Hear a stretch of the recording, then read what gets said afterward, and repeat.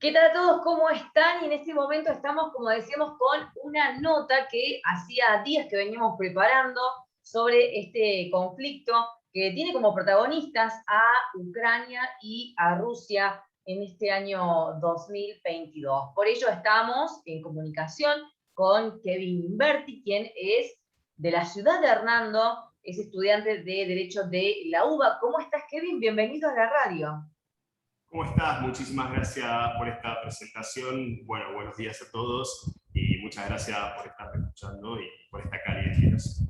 Así es. Bueno, vamos a comenzar a dialogar respecto a este conflicto que, bueno, es noticia de todos estos días. Esperemos que no siga tanto en la agenda, que ya desaparezca finalmente y se logre un acuerdo. Vamos a comenzar repasando un poquito, ¿no? ¿Cuál es la historia que tienen Ucrania y Rusia? Para ubicarnos en las raíces que tiene este conflicto. Muy buena pregunta. Sí, primero hay que empezar por la historia, por las raíces. Primero decir que hablando de raíces con R, tenemos la Rus de Kiev, como se ha escuchado por ahí. Bueno, la Rus, tenemos que decir que es una metrópoli que más o menos orientándonos en el tiempo está cerca del primer milenio, por así decirlo, en la cual podríamos decir que la etnia del Rus, una metrópolis, abarca lo que es hoy en día Bielorrusia, Rusia y Ucrania. Entonces, con esto podemos decir que tenemos Ucrania y Rusia dos caras de la misma moneda. Entonces podemos decir como que hay muchas semejanzas, pero también vamos a ver a lo largo del tiempo diferencias, ¿no? Y esto implica, ¿por qué diferencias? Digo, porque pasa el tiempo a lo largo de los años y otros reinos han ido invadiendo el territorio de Ucrania. Entonces se da esta, por así decirlo, esta dicotomía donde tenés una etnia originaria, donde tenés un sentimiento compartido con la Rus, todo bien, pero pasa esto de que tenés la República de las Dos Naciones, por así decirlo, que tenés Polonia, Letonia, que sí, Letonia, no sé si era Letonia me confunde, pero bueno. El punto es este, que también la presencia del Imperio Austrohúngaro, etc. Cuestiones históricas de reinos que se invaden entre sí y van modificando, por así decirlo, partes, sobre todo del oeste de Ucrania, en cuanto a cultura, religión, y esto a lo largo del tiempo tiene sus consecuencias, por así decirlo. Entonces, es como que es una familia, hay una herencia compartida, pero hay idas y venidas. Y después, yendo al grano, enfocándonos en la historia contemporánea, tenemos que tener en cuenta que no es un dato menor el nacionalismo de Ucrania, este sentimiento de decir, bueno, sobre todo en la parte no solamente de Kiev, sino en la parte del oeste de Ucrania, que este sentimiento de decir, nosotros tenemos una identidad, hay que defender esa identidad. Entonces, es como que surge esta época de un nacionalismo, ideas nacionalistas que se van dispersando a lo largo del tiempo. Pero también hay que tener en cuenta que Rusia, por así decirlo, voy a decir un dato, cuando nace esta metrópoli de la Rus, que tenemos la Rus de Kiev, Kiev era la capital de la Rus, Kiev hoy es la capital de Ucrania. Fue invadida por los mongoles, se da toda esta de las invasiones que dije, ¿y qué es lo que pasa? Moscú en ese momento estaba dentro del radio de la Rus, pero era un simple pueblo, por así decirlo. Entonces, la Rus era la capital.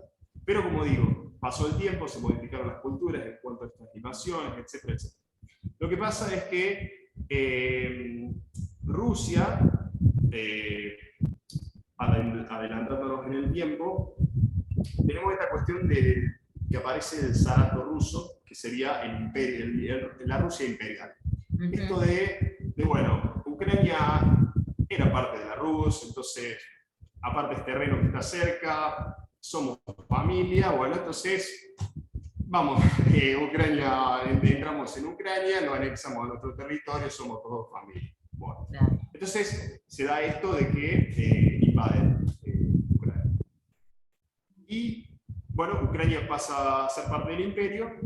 Esa es la parte de la Rusia imperial, la dejo acá nomás. Y después tenemos esto, que tenemos del siglo XIX al siglo XX, esta cuestión de, al inicio, recién en el inicio del siglo XX, esta cuestión de la Rusia imperial. La Rusia imperial es la del zar ruso. Entonces, después de que caen después de que cae el zar, en 1917, con la revolución bolchevique y toda esta cuestión, nace lo que se llama en 1922 la Unión Soviética. Entonces, ¿qué es lo que pasa acá? ¿Y qué es lo que Putin dice en el discurso, en el cual dice que Ucrania es como parte de las familias, como decir, Rusia es todo, por así decirlo, Ucrania es parte también de Rusia, o sea, en cuanto a familia, cultura, bueno, eso es lo que Putin dice, y dice también que Lenin, en este momento de la conformación de la Unión Soviética, es como quien le da el nacimiento a Ucrania, le da los primeros indicios, los primeros inicios, define los límites, como decir, como que le da las raíces para una Ucrania independiente, pero independiente entre comillas, ¿no? O sea, una Ucrania con relativa autonomía siempre y cuando a los servicios de Rusia, siempre y cuando el vínculo con Rusia. Bueno, entonces tenemos la Unión de Repúblicas Socialistas Soviéticas, la Unión Soviética en 1922, cae después del muro de Berlín, y en 1989 y en 1991, bueno, tenemos casi la disolución absoluta, tenemos la disolución absoluta de la Unión Soviética, y en 1991 nace Ucrania como Estado. O sea, eso es muy importante porque es algo muy reciente. Vos decís Argentina, cuántos años tiene, ¿no? Desde la independencia, y decís Ucrania 1991 y decís wow. Entonces, le pasó igual a Yugoslavia, ¿no? Sí, sí. Es increíble. Estados nuevos, digamos, pero en pleno siglo XXI, construyéndose. Y lo interesante de todo esto, que se remonta a la Rus de Kiev, o sea, es muy interesante. Y entonces, desde 1991 hasta ahora, tenemos lo que se llama el Estado ucraniano, con la bandera ucraniana como la conocemos, y también un dato no menor, cuando Ucrania sale de la Unión Soviética, era la tercera potencia nuclear, es decir, el tercer país con más armamento nuclear, porque obviamente era el armamento que deriva de la Unión Soviética. Por todo esto, Rusia se encargó en varios acuerdos de sacarle las armas con clase, por una cuestión, por así decirlo, obvia. Claro. Y entonces, hoy en día, Ucrania es cero potencia nuclear y todas esas armas se quedó Rusia. Y bueno, y ahora la historia reciente. Esto lo digo, me enfoco en los puntos centrales, que son los que nos ayudan a entender más o menos toda esta cuestión. Que es, bueno, la postura de Rusia es Ucrania, parte de la familia, Ucrania está en cierto punto en deuda con nosotros, Ucrania tiene que estar a nuestro servicio, o no a nuestro servicio, pero tiene que ir acorde con nuestros intereses. Entonces se presenta esta cuestión de un nuevo mundo en el cual tenemos, una vez, bueno, después de la Segunda Guerra Mundial, esta división, después de la caída del muro de Berlín, bueno, toda esta cuestión donde tenemos el occidente y donde tenemos el oriente del ruso, por ser el este, ¿no? Claro. Entonces tenemos, yo voy simplemente a resumir, tenemos la OTAN, la Organización del Tratado del Atlántico Norte, en Europa Occidental, y tenemos Rusia. Entonces se da este confrontamiento que parece que debería haber terminado de la Unión Soviética, pero que continúa. Entonces, acá las cuestiones básicamente es que es un debate que sigue vigente, es una controversia vigente, porque no tendrías, realmente si Rusia no existiera, no tendría necesidad de existir la OTAN. Es decir, no tendría sentido porque no habría una amenaza, salvo podríamos decir China, pero bueno. Entonces se da esto de que una confrontación de intereses en cuanto geopolíticos, militares. Rusia tiene en cuenta que cada vez, esto es un dato cierto, la OTAN prometió no expandirse hacia el este, y lo que pasó fue que se expandió hacia el este, y bueno, Rusia básicamente juega a decir, no, pará, en Ucrania no te metes a la OTAN, en Ucrania es territorio mío, porque también Putin alega en el discurso, imagínense si Ucrania entra en la OTAN, si más allá de esto, si entra en la Unión Europea y todo esto, como miembro de pleno derecho de la OTAN, básicamente tiene derecho a poner armas hipersónicas, tiene derecho a armas nucleares, porque hoy en día lo más peligroso son las armas hipersónicas, son proyectiles que se lanzan como básicamente jugar a tirarse asteroides. O sea, Exacto. muy tranquilo, ¿no? O sea, ¿te pondría entonces, a la altura, querés decir, no? Con el respaldo de la OTAN, Ucrania, a la altura de casi Rusia. ¿cómo? Digamos, ¿se pondría a la altura de Rusia, Ucrania, con este respaldo de la OTAN o no? Si Ucrania entra como miembro de pleno derecho dentro de la OTAN, y podríamos decir que ante un eventual, más allá de la causa, el caso Ucrania o lo que fuera, la causa que fuera, y las probabilidades de una gran guerra serían muy, muy altas, ¿no? Porque Rusia se vería como, o sea, básicamente Putin lo dijo, si Ucrania, es muy importante tener en cuenta esto, que en la Segunda Guerra Mundial Hitler, para poder invadir Rusia, Ucrania fue la vía más fácil, porque es un terreno que por eso también ha sido muy invadido. Ucrania ha sido un país muy sufrido por esta cuestión de que geopolíticamente está ubicado de una manera muy estratégica, es muy codiciado, por así decirlo, y permite un fácil acceso hacia Rusia. Entonces Rusia es como dice, para. Y también Rusia lo que busca esto es el control del Mar Negro, ¿no? Porque Ucrania, por eso tomó Crimea y toda esta cuestión. Entonces, básicamente lo que hace Rusia es decir, bueno, yo tengo Ucrania ahí como una zona desmilitarizada, como una zona que, bueno, no pasan más de ahí, ¿no? Y bueno, los acontecimientos de entender por qué se dan todas estas cuestiones, ¿no? ¿De dónde origina por así decirlo, esta rivalidad entre Rusia y Ucrania? Si decimos que somos, bueno, sí, familiares, hermanos, pero que tienen enemistades y todas estas cuestiones, porque podemos decir que hoy en día tenemos mujeres rusas con hombres rusos y viceversa, y toda esta cuestión, que están casados, familias, o sea, puedo decir, pero ¿cómo puede ser, no? Bueno, entonces hay que tener en cuenta lo que pasó en 2014, que fue el Euromaidan, que básicamente es, por así decirlo, una revolución que se genera porque básicamente quiere todo pueblo, progresar, quiere bienestar. Entonces, se le viene la propuesta a esta Ucrania que viene dependiendo de Rusia o que viene teniendo vínculos. Entonces teníamos un presidente que era prorruso, Yanukovych. Entonces servía los intereses, decía que quería tener buenas relaciones con la Unión Europea, que todo esto que bien, pero a la hora de firmarse, o sea, la Unión Europea le propone esto, bueno, firmemos un acuerdo de asociación con la Unión Europea para poder entrar.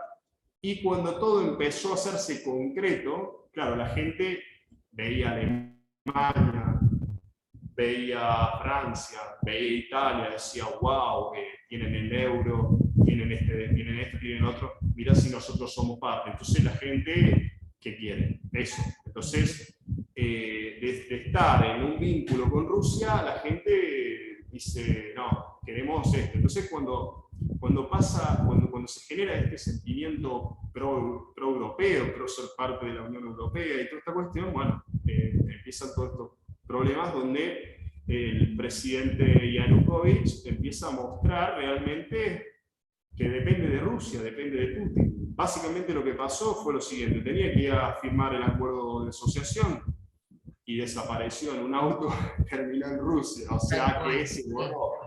Hay que tener en cuenta que Ucrania para Estados Unidos es una carta. O sea, digo, Estados Unidos, Occidente y todas las élites de la OTAN y toda esta cuestión, es una carta. No es ni un punto débil, es simplemente una carta más. Por eso también en mi posición me pongo del lado del pueblo, en cuanto que una cosa es el gobierno, y eso pasa en todos los países, y otra cosa es el pueblo. Y cuando digo gobierno, no solamente es la cara de turno en cuanto al presidente o el gobernador, lo que fuera, sino toda la estructura. Es más, yo considero que Putin es la cara visible de todo, por así decirlo, una estructura, ¿no? Una estructura, sea económica, política, lo que fuera, en fin.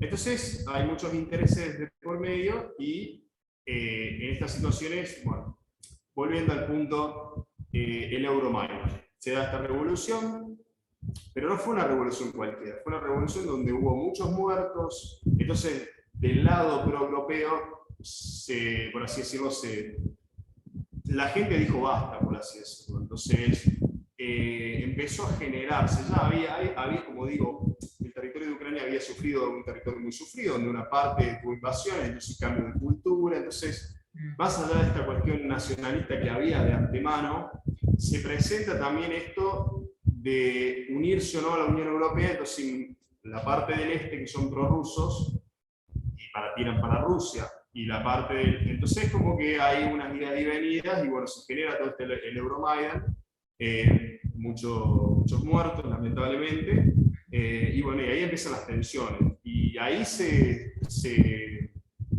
genera una guerra en el este de Ucrania, que es en el Donbass. O sea, a la fecha de hoy, digo hoy en día, y digo hoy en día en cuanto a, nos referimos al 24 de febrero, cuando inició esta invasión de Rusia. Más o menos había como unos 13.000, 14.000 muertos en este combate que ya lleva 8 años en el Donbass. El Donbass es la conjunción entre una región, por así decirlo, en donde tenemos Donetsk y Luhansk. Donetsk es la ciudad más poblada después de Kiev, la capital. Entonces, podemos decir que es una ciudad importante, tiene recursos importantes y además sirve geoestratégicamente. Hay que tener en cuenta que también tienen ciudadanía rusa, muchos de sus habitantes, y también hablan, yo diría la mayoría, 60-70%, 50% ruso. Entonces,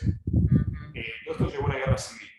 Entonces, en esta guerra civil murieron 13.000, 14.000 personas. Este fue uno de los argumentos para iniciar la invasión, la guerra por parte de Putin a Ucrania. Como decir, básicamente Putin lo que dice, del lado ucraniano tenemos, hay ultranacionalistas que nos están matando nuestros ciudadanos. No es mi posición, sino es en cuanto a lo que Putin dice al respecto, que están matando en el este, ¿no? Como una persecución. Entonces, ¿qué es lo que pasa? En este contexto, no, me perdí. Me perdí porque estaba por en el sí, se genera, fui por todos lados. Se genera de la guerra del Donbass. Bueno, entonces, ese es el justificativo más o menos que... Parece increíble, ¿no? Que exista un justificativo para que el desenlace sea una guerra, ¿no? Sí. Es muy llamativo todavía. Por eso, que de alguna manera nos está demostrando este conflicto, más allá de que ellos tienen deudas pendientes, si se quiere, eso posicionándose de un lado, pero ¿qué está demostrando más allá también de que la violencia no es la salida? Totalmente. Bueno, personalmente, subjetivamente, quiero aclarar esto, ¿no? Que condeno absolutamente todo tipo de violencia. Yo considero que desde una mera, entre comillas, agresión física, agresión psicológica, hasta la última ratio, que es la guerra, ¿no? Que no tiene justificativo. Yo considero que la guerra es y será inútil, y que es el capricho de unos pocos. Yo creo que si la mayoría, no sé, reuniera el 99% de la población mundial y preguntarle, che, paz o guerra, y te digo que todos me dicen paz. Y un 1%, bueno, pasan estas cosas, ¿no? Y digo bueno con todo dolor, porque no, o sea, el pueblo paga realmente por, ¿me entendés? Por ciertas personas que ven la guerra como un juego, ¿no?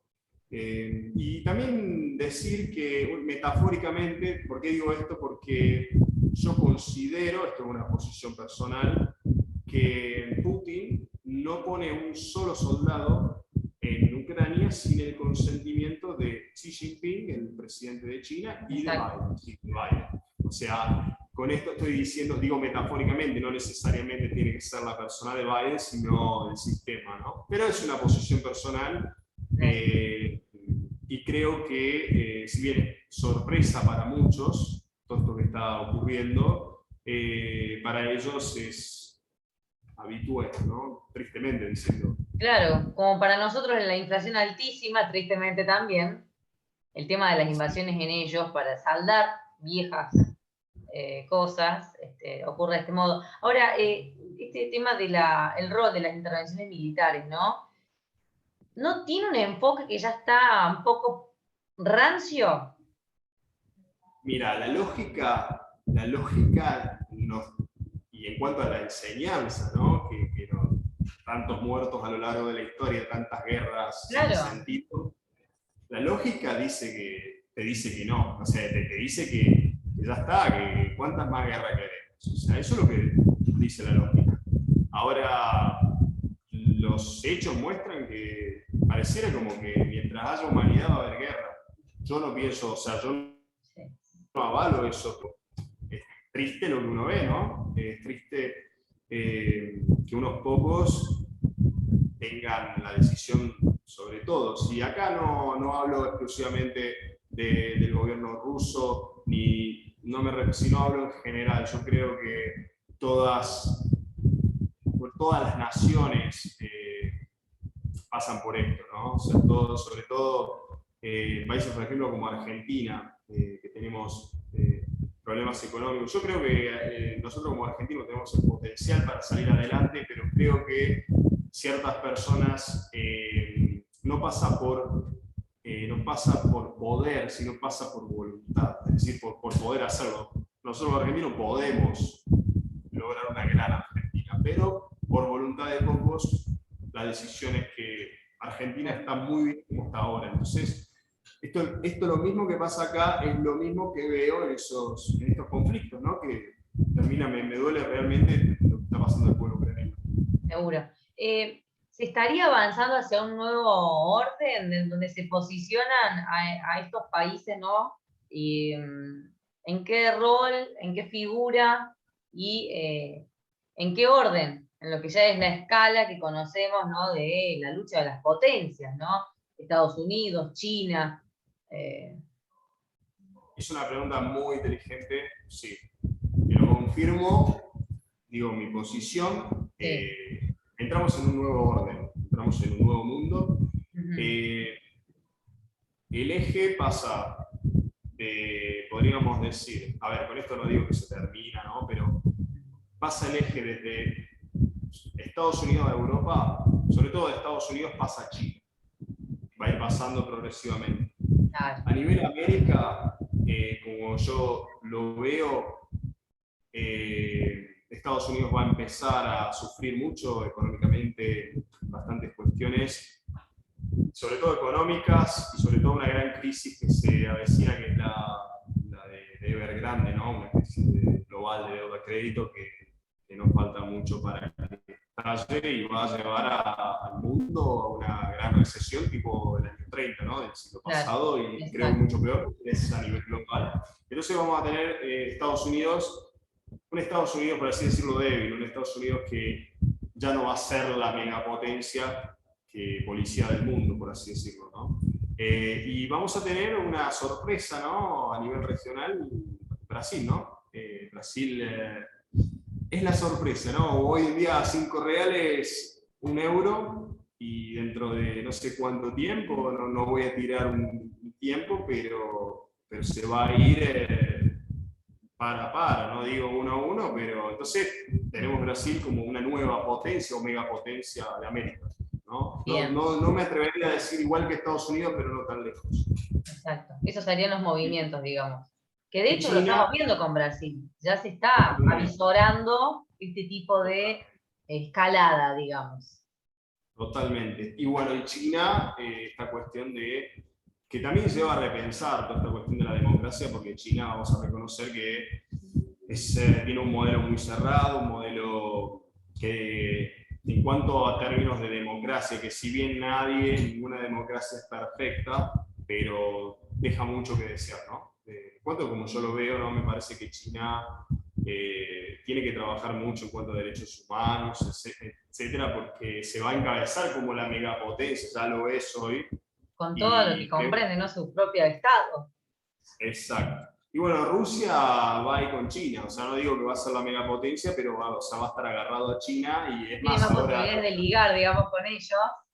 totalmente. Y bueno, Putin antes de iniciar la guerra tomó, por así decirlo, fue construyendo de a poquito una infraestructura financiera con China. A los fines de empieza la guerra, nos cortan todo, bueno, paso a todo para China, no me hacen nada, no digo que no le hagan nada a las sanciones, pero no va a verse muy perjudicado, por así decirlo. Obviamente que estamos viendo que las sanciones están pegando en Rusia, pero no es que con esto se terminó Rusia, no, al contrario, yo creo que Putin en cuanto a este tipo de estrategias financieras, militares, sabe lo que hace, más allá de que, vuelvo a repetir, condeno su accionar, porque creo que era innecesario. Bien, Kevin, un poco para ir cerrando esta nota, preguntarte acerca de las consecuencias, ya no enteramente en los territorios donde se está desatando este conflicto, que ya las estamos viendo, ¿no? Como lo que es las muertes y escasez de algunos insumos. En el resto del mundo, ¿qué consecuencias tenemos también, teniendo en cuenta que se están violando permanentemente los derechos humanos? ¿Me decís consecuencias en cuanto a esta guerra puntual de Claro, Ucrania-Rusia? sí, Bien, yo considero que obviamente ya se están viendo los efectos, ¿no?, de esta guerra.